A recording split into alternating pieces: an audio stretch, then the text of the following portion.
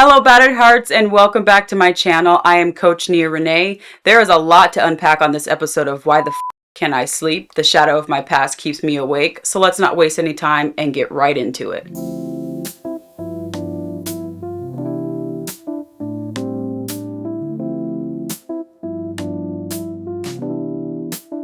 Who the hell is my mom? No, seriously, who is she really? Because after everything I've uncovered in my baby book, this one right here, the lies, the delusions, the contradictions, I don't think I ever actually known her. And what's terrifying is neither does my dad. As you know, I've been on a journey to unpack my childhood trauma, trying to take back control over my insomnia caused by the abuse I endured by my mother. But recently I made a discovery that stopped me in my tracks. My baby book, what's supposed to be a collection of sweet memories and milestones, has turned out to be something else entirely. It's not about me. It's a reflection of her lies, her bitterness, and her resentment toward me. For example, for the section that is to introduce my grandparents, she literally documents how my grandfather, not something I called him, but for the sake of the story, we will refer to him as grandfather, groomed my grandmother. She writes, "Your mom's dad met her when she was 12 years old and he was 18. He told her he would marry her one day, and then when she turned 18, he did." She wrote this like it was a love story, like this was something to romanticize, which, after doing the math from their birth years, my grandfather was actually 24 and she was 12 when they met. From as far back as I can remember, my mother always told me that her father was blown up in Pearl Harbor. Yes, you heard that right. My grandfather was blown up in Pearl Harbor, according to my mother. I even did a PowerPoint presentation about Pearl Harbor in the 4th grade because of that. I even had an email that documents her telling me that her father was a war hero and was blown up in Pearl Harbor. However, this is where the contradictions in my baby book begin. In the same section about my grandparents, it goes into the demographics of my grandfather on my mother's side. And in the demographics, literally at the bottom of the page, it states, died June 14th, 1990, congestive heart failure and stroke. So how was he blown up in Pearl Harbor when Pearl Harbor happened in 1941? And she was born in 1959. It literally is physically impossible for this to have happened. But this wasn't the only disturbing thing I found. My baby book wasn't just about lies, it was about control, about controlling the narrative of my life. Here's one of the biggest lies. My parents tried to sell the story that my dad was my half-brother's biological father. But here's the truth. My dad and my mom met when my half-brother was 6 weeks old. My dad fell in love with my brother, and wanting to be a dad so badly, that is what he became. My half-brother had a different father, and my dad stepped up to be his dad.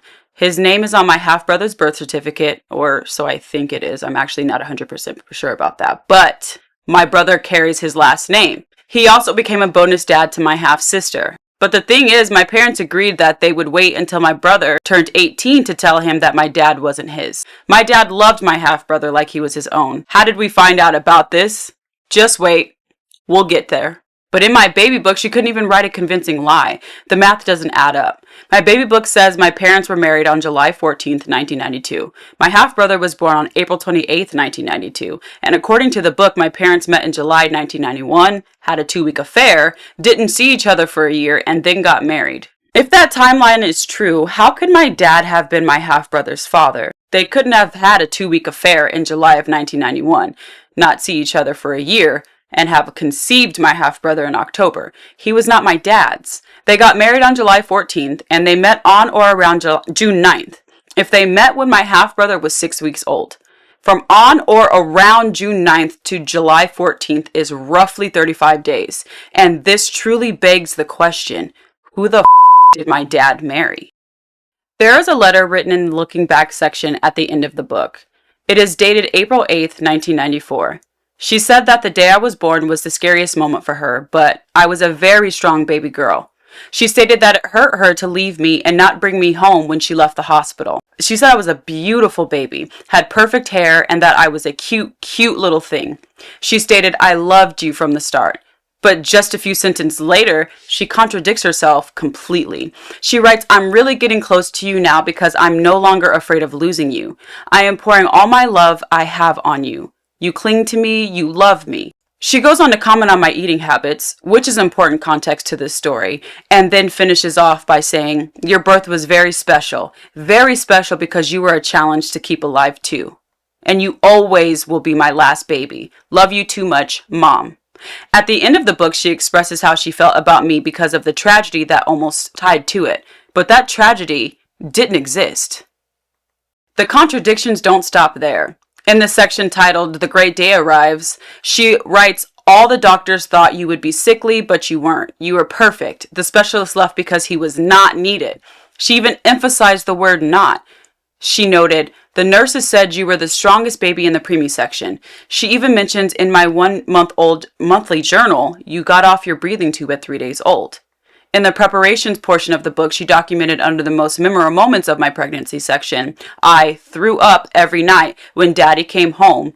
Poor Dad began to feel like he was the cause." As her first memorable part of her pregnancy, it is that she was throwing up and my dad thought it was because of him, as the number one most memorable moment of her pregnancy. Second, she says how my dad would play with me in her belly. He loved that. Third, she states, went to the hospital, while also mentioning that she went into false labor in March. Water broke April 21st and moved into the hospital. Real labor on April 24th. Delivered you after 7 hours of labor. Final labor, 3 pushes and you were born. She listed those as her most memorable moments of being pregnant with me, but she never shared how she felt or what was truly memorable for her personally. This almost tragedy she narrated at the end of my baby book didn't exist. The real story was that I was born at 33 weeks and grew stronger every day in the NICU. There was never a fight to keep me alive, as she documented in the delivery section. She even stated she went home on April 27th. So who exactly was challenging to keep alive? Because we were both fine. My mother never wanted me. In the Great Expectations section, just after the family history of grandparents and parents, it states that they found out they were expecting me in November 1992, and I was supposed to be born on July 7th, 1993. In the Mom's First Reaction section, she wrote from the perspective of already having given birth. Very happy, relieved that you were crying loud, which meant your lungs were fully developed. However, in the section for my dad, she wrote, jumped for joy, told everyone Mom was pregnant. That's my wife, and she is pregnant with my baby again. In the first impression section, where she was supposed to share her feelings about my birth, she deflected entirely. Instead of describing her own emotion, she wrote about my dad's reaction, quoting him directly. "What is it?" he said. "The baby's beautiful. What is it? A girl? Hi, Nia's." Then she added that she rubbed my cheek and they both cried. When you move to the dad's comments section, she reiterated what she had already written in her own comments, quoting him again. "Dad said you're beautiful. He took pictures, kept saying, 'Hi, Nia's, I love you.' He broke down and cried. He loved you so."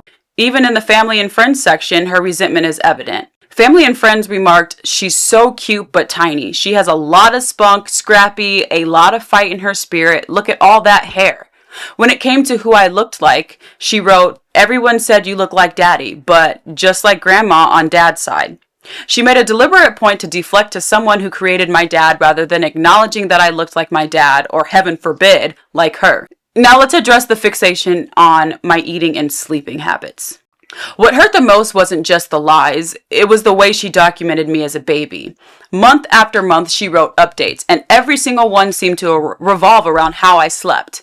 "She's such a good sleeper," she wrote. "Sleeps through the night, barely cries." On the surface, it sounds harmless, but now, as an adult with CPTSD and chronic insomnia, reading those words feels like a cruel joke. The irony isn't lost on me. I can't let my body fall into a deep sleep because my hypervigilance. My subconscious is still reliving the abuse she subjected me to while still trying to find the safety and peace she took from me. Her words about my sleep feel like she is taunting me, and there were times during the monthly updates that she clearly was going back and writing things in, because she would write in red pen, and then it would change to black pen or green pen, some even in pencil, and the additions she made were very specific to my eating habits, needing attention, and the relationship with my dad. Throughout the baby book, my mother's fixation on eating and sleeping habits, along with her constant contradictions, paints a clear picture of her resentment and emotional detachment. In the 4-month-old section, she initially wrote in red pen that I ate 4 of thick cereal and sometimes slept from 11:30 p.m. to 6:50 a.m., adding, "We love that, a fussing sleeping baby.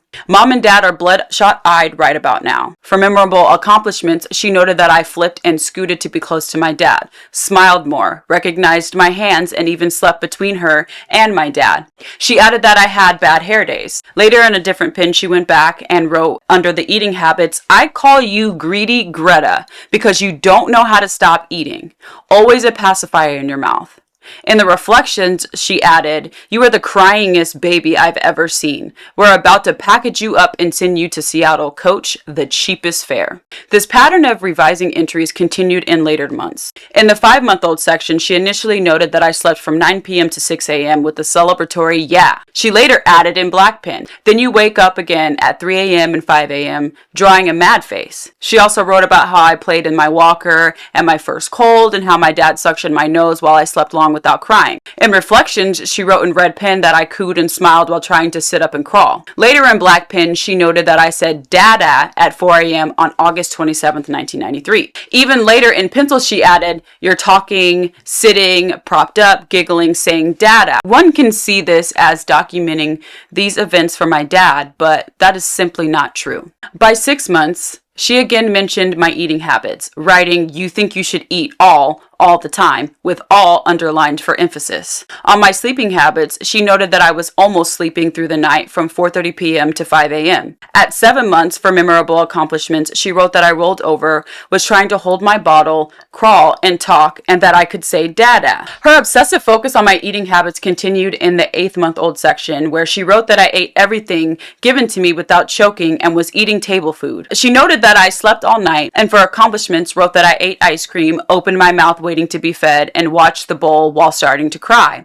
At 9 months, she wrote that I chewed bacon with no teeth and commented on my sleeping habits. "Well, most times you sleep through the night. Sometimes you act crazy and wake up 2 or 3 times, and we want to scream," adding a sad face. In the same section, she described how I sat up, crawled, and pulled up all in a 4-day weekend, scaring my parents to death. She mentioned that I rode the steps in my walker and noted in the reflections that I got my first hairdo with 6 ponytails. I threw a tantrum and said that I waved hi. She noted specifically in the middle of a paragraph, in the middle of a sentence, you said "mama." Yeah, highlighting her need to validate herself. By 12 months, her comments reflected the same themes of eating, sleeping, and fixation on milestones. She noted that I ate everything and wrote, "You sleep all night, smiley face, but you still wake up at 6 a.m., sometimes 7 a.m. She again cannot resist saying that I eat everything. For memorable first accomplishments, after a few things account for my progress, walking and hating, having my hair done, she writes, "You cried, 4/7/94, and wanted mommy to hold you." She mentions that my favorite toys were my bottle and that I love food. Now, I'm sure many can say that her fixation on how much I ate was because I was premature, but that same food fixation she had never stopped. She said that about me even up until we went no contact. So it was never about me being premature. It was about her seeing me as greedy and acting spoiled, which she directly called me in my baby book. My mother went as far as putting a copy of the hospital bill that was billed to her after I was in the hospital for 30 days. When she would talk about my birth, she would talk about how I was her $300,000 baby because that's how expensive it was to have me. The entries reveal her ever-present contradictions and a strange, almost bitter preoccupation with details like my eating habits and sleeping habits.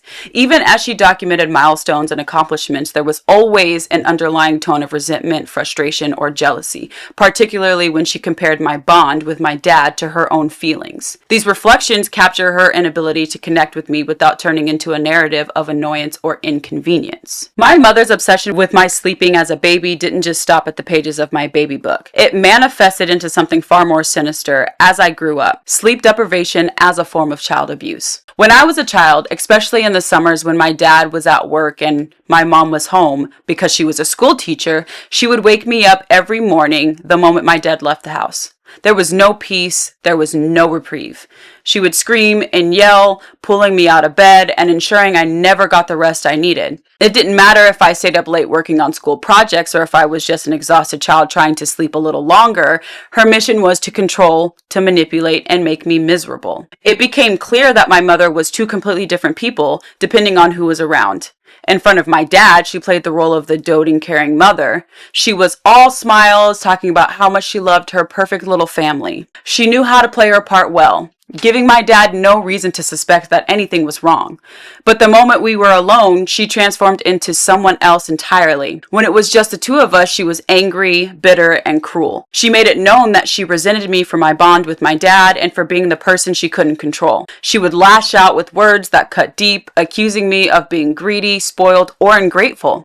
As I got older, I started to understand that her anger stemmed from the fact that I wasn't easily swayed or manipulated by her. Unlike others in her life, I didn't fall in line with her narratives.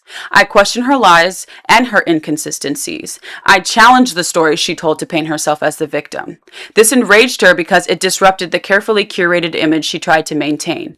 I refused to become a pawn in her game, and for that, she saw me as a threat. Everything came to a head the day she orchestrated one of the most traumatic moments of my life. She set me up to have me kidnapped by my uncle. Yes, you heard that right. My own mother conspired with her brother to have me taken away. It was an elaborate setup designed to make it look like I was in the wrong, to make me feel unsafe, and to prove her dominance. That moment was the culmination of years of lies, jealousy, and manipulation. It was her way of trying to shatter the bond I had with my dad, to isolate me and assert her control once and for all. The lies in my baby book, the contradictions, the resentment, the jealousy were just the beginning. They were a window into the person she was and the ways she tried to rewrite my story to fit her narrative. Her obsession with my eating and sleeping habits wasn't about care or love, it was about control. Her fixation on my relationship with my dad wasn't just jealousy, it was a deep-seated rage that she couldn't command the same loyalty or affection from me. My dad, unknowingly, was a beacon of safety for me. While my mother resented him for stepping in to be the father my half-brother and I needed, I clung to him as a source of love and stability. That bond was something she could never break, no matter how hard she tried, and that's what infuriated her the most. She wanted to rewrite history, to paint herself as the hero, and me as the problem, but the truth couldn't be erased. Growing up, I thought I understood my family, but the more I uncover, the less I realize I actually know, especially about my mother. And that confusion starts with my half-sister. For as long as I can remember, the story my mother told me about my half-sister was that she had been harmed by her biological father. That's what I was told, that he had done terrible things to her. But if that were true, why was she still allowed to see him? I vividly remember my half-sister traveling to Houston to visit her dad. I remember her even going as far as Guam with him. How does that make sense? If my mother truly believed that he molested her child, why would she allow visits to happen? The contradictions are glaring and they don't add up. But it goes deeper than that. One of my earliest memories of my half-sister is of my half-sister molesting me. These are some of the first experiences on this planet, moments of confusion, pain, and betrayal at an age where I couldn't even comprehend what was happening. And as I look back now, I can't help but connect the dots to my mother. She brought my half-sister into my life and into my dad's life, and I can't figure out whether she truly didn't know, didn't believe, or didn't care about what was happening. Even in my baby book, the pieces feel disconnected. The baby book is full of lies and contradictions. My mother was writing about milestones, making comments about my bond with my dad, but never reflecting on her own emotions. It's as if she was writing a script for the life she wanted people to believe rather than documenting reality. And when you tie that back to the stories about my half-sister and her father, the inconsistencies only grow. My mother wanted to control the narrative, but the truth slips through the cracks. She wanted to seem like the protector, but her actions didn't align. At the end of the day, I don't know my mother. Not really. I only know the version of her that she wanted me and everyone else to see. But the more I uncover, the clearer it becomes. The lies weren't just about other people or events. They were about controlling me too. So again, I ask, who the is my mother? Growing up, my brother and I were raised like twins. We played sports together, dressed alike, and even looked alike. We both had the same freckles across our noses.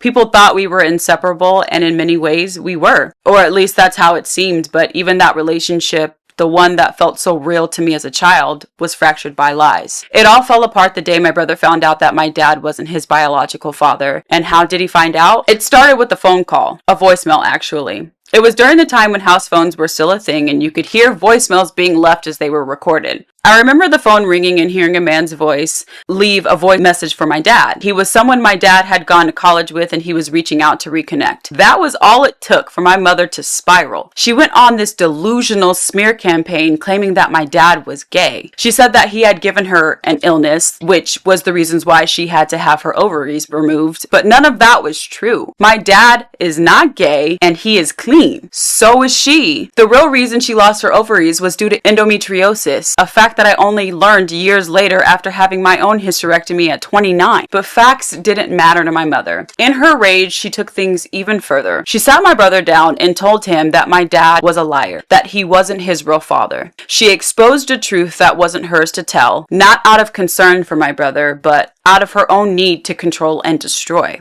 Our family blew up that day. The truth she unleashed didn't change my brother, it changed everything. He started to resent me in the same ways my mother was resentful of me. I saw it in the way he looked at me, the way he treated me. The bond we had growing up as twins was gone and replaced by tension, anger, and bitterness. And my brother also became an abuser of mine. It's hard to reconcile those memories of childhood of us laughing, playing, and being mistaken for twins with the reality of what came later. My mother's lies didn't just hurt my dad, they shattered my brother, fractured our family, and turned him into someone I barely recognized. And it all comes back to her. Her jealousy, her rage, her need to tear others down, to feel powerful. She couldn't stand the bond I had with my dad, and when she couldn't break that, she turned to my brother, planting seeds of resentment and anger in him. So again, I ask, who the is my mother? And let's just talk about my mother's brother. Yeah, the man who tried to help her kidnap me. Their relationship was, to put it mildly, strange. One minute they hated each other, the next they loved each other. It was this weird, chaotic dynamic that made no sense to anyone who witnessed it. But somehow, despite all of that back and forth, he was still the one she called on to help her orchestrate one of the most traumatic events of my life. That wasn't just some distant relative. He lived right down the street from us in the same housing development. When we moved there, he made sure to move in just a little bit further up the road. He was also a health teacher at my high school that I attended, which meant I couldn't escape him, even after what happened. But let's rewind a little bit. The day my mother and her brother tried to have me kidnapped was the day everything fell apart. It was the day my parents' marriage ended, the day my family broke. After the attempt, there were legal proceedings, and I had to sign a no contact order against him for my safety. But my dad didn't press charges. He just wanted for us to move forward to find some semblance of peace. That's who my dad is. Someone who prioritizes moving forward over holding on to the past. But for me, moving forward was not that simple. Because when school started, I had to see my uncle again every single day. He wasn't just a health teacher, he was everywhere. He was involved in health class, weight training, and even on the track team that I ran on. His presence was a constant reminder of what had happened, of what he had tried to do. And while I was legally protected from him in certain ways, I still had to endure his proximity, his voice, his influence in my daily life. And let me tell you something about my uncle. He had an ego the size of the NFL stadiums he used to play in. Now, to be fair, he was a former NFL player, but not for long and certainly not in any notable way. That didn't stop him from carrying himself like he was the biggest star to ever grace the field. Every conversation with him somehow circled back to his glory days as an athlete, even if it had nothing to do with him or anything that was being discussed. And his narcissism didn't stop there. He was verbally abusive to students, constantly berating them for being lazy or fat, as though he was the epitome of perfection. He wielded his former career as a weapon, using it to belittle and demean kids who were just trying their best. He wasn't a mentor, he wasn't a role model, he was a bully. And I had to see him, hear him, and if you know that man's voice, every day, knowing what he had tried to do to me. But the layers to this chaos don't stop there. This is a man who once had an affair with his older brother's wife. Yes, you heard that right. He pursued his own sister-in-law. And when she didn't leave his brother be with him, he threatened to take all of their lives. This is the man my mother turned to, the man she trusted to help carry out her schemes. This is the kind of person my father married into. Who are these people? Who is my mother? What kind of environment was I growing up in? These aren't rhetorical questions. They're things I've had to wrestle with for years. Because the more I piece together these events, the clearer it becomes. This was not a family. This was a battlefield and I was caught in the middle. So again, I ask, who the is my mother? I've been trying to piece together who my mother really is, but to fully understand her, you have to look at her relationship with her mother. My grandmother. My mother was the youngest of 4 children and the only girl. And if you go back to how my grandparents met, it was already a toxic situation. As I previously mentioned, my grandmother met my grandfather when she was 12 and he was 18. And he told her that they were going to get married someday. And the truth is he was actually 24 and she was 12. And that's actually really scary. But after my grandfather passed away from congestive heart failure and a stroke, not from being blown up in Pearl Harbor like my mother has told everyone for as long as I can remember, the relationship between my mom and my grandmother became something I can only describe as volatile. It was abusive. It was insane to witness. I remember listening to my grandmother call our house and leave voicemails for my mom, calling her a worthless bitch, saying she wasn't good enough. And despite all that, my mother continued to take care of her. Their fights were knockdown, drag-out battles. I mean, screaming, yelling, chaos, and yet they still maintained some sort of twisted relationship. One incident stands out clear to me as day because it ties back to everything I've been trying to make sense of. My grandmother didn't just abuse my mother, she fed into her delusions. There was one night when my mother woke us all up in the middle of the night, saying we had to leave the house immediately. She told us that if we didn't leave, my dad was going to kill us. She was feeding to us and scaring us by saying that my dad was going to murder us all if we did not leave the house. And as a kid, I didn't question it. I was scared, as were all of us. She ushered my siblings and me out of the back door, which led to a huge backyard and a walking path that took us to the front of the house. The garage door was rolled up just enough to let the smoke from my dad's cigarettes escape. He was sitting there, decompressing like he always did after work.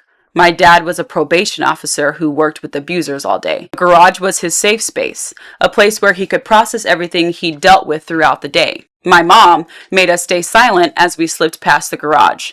We walked down the street, probably 3 or 4 minutes away from the house to a cul-de-sac where we waited.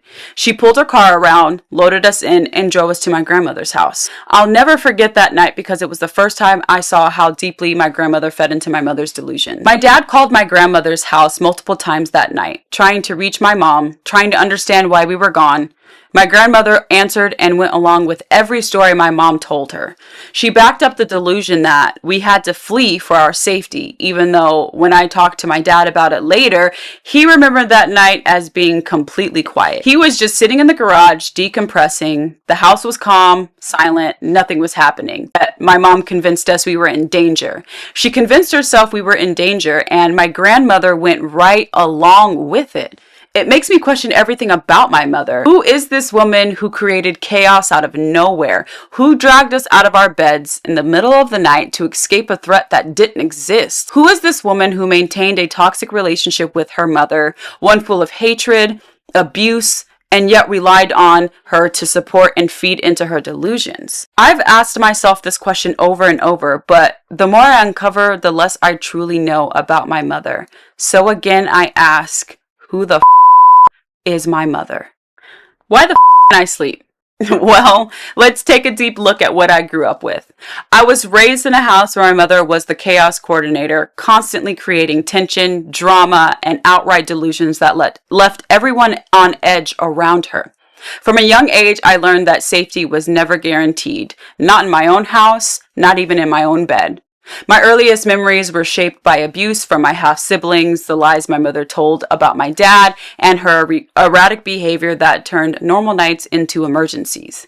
I grew up navigating a family where I couldn't trust what I was told, couldn't relax because the ground beneath me was constantly shifting, and couldn't feel safe even in the quietest moments. My mother wasn't just unpredictable, she was dangerous. She weaponized fear to control us, whether it was convincing us that my dad was a threat or orchestrating an actual attempt to kidnap me with her brother's help. And the people around her, they fed into it. My grandmother fueled her delusions, my uncle enabled her schemes, and I was left in the middle trying to survive the chaos. But here's the thing. Growing up in chaos doesn't prepare you for peace. Even when the noise stopped, my body didn't know how to rest. My mind didn't know how to shut off. I've spent years battling insomnia, and it's not just because of the abuse.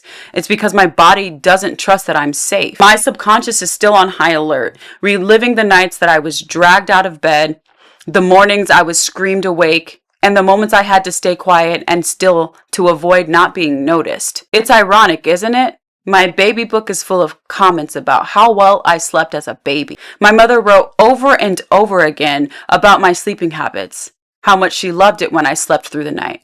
But now, as an adult, I can't sleep to save my life. The thing she seemed so proud of as a baby, my ability to rest, is the very thing I've been robbed of as an adult. So why can't I sleep? Because I was never allowed to feel safe. Because my mother turned my home into a battleground and my mind into a war zone. Because I'm still carrying the weight of her lies, her jealousy, and the chaos she left in her wake. This is just the beginning of the journey I'm sharing with you. There's so much more to unpack, so many layers of trauma, dysfunction, and manipulation that have shaped who I am and how I navigate the world. But one thing is clear, the path to healing starts with understanding the roots of the pain. And for me, it comes all back to this one question. Who the is my mother? If you've made it this far, thank you for listening. This is the second episode of Why the I Can't Sleep, and there's so much more to uncover. If this story resonates with you, if you've ever felt like you've been robbed of peace and rest because of the environment you grew up in, I hope you stick around. Don't forget to like, comment, and subscribe, because trust me, this journey is just getting started. Until next time, let's keep asking the hard questions and maybe, just maybe, find some answers. And y'all know what time it is? It's time for the Battered Heart's commandments. Drink some water, get some rest, don't let nobody's dusty ass child treat you any kind of way. I love you, Battered Hearts.